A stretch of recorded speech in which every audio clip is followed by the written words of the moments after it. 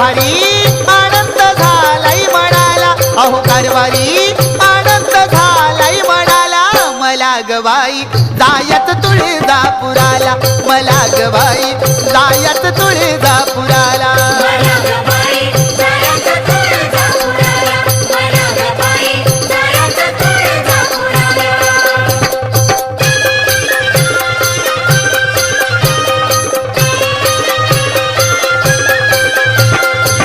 पहिल्या तुळजापुरे गाडीन जाईन, प्रथम कल्लुळात बाई मी नाहीन.